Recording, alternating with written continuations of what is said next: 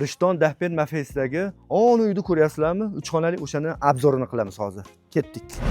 2 etajli domimizni ikkinchi qavatidan ko'rsatyapmiz. Mana chiqqaningizda eshiklar chiroyli qo'yishibdi.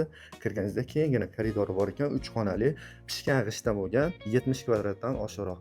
Konditsioner 18 talik. Bu yerda detskiy qilsangiz ham chiroyli bo'ladi, mana qaranglar.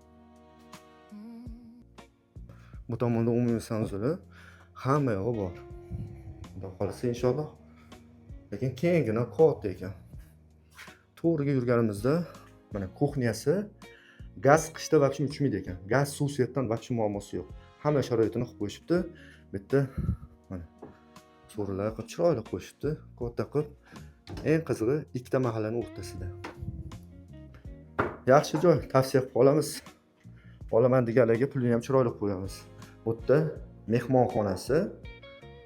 Bu yerdan chiqqanimizdan keyin kattalar spalnisi.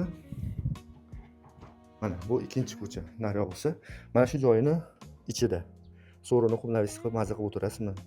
Zaborchasini qo'yib yoki mashinangizga parkovka qilasizmi? Narxiga kelsa, narxini 26800 dollar qo'ydik. Bizning nomimizdan kelsalar tushib berishadi.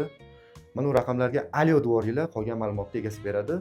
Obuna bo'lish esdan chiqmasin. Oz-moz kamchiligi bo'lsa, uzrimizni so'rab qo'yamiz. Manziliga kelsak, Rishtondan Zodion ketish yo'lida Chermushga yetib bormasdan eski qassobxona bilasizlar-a?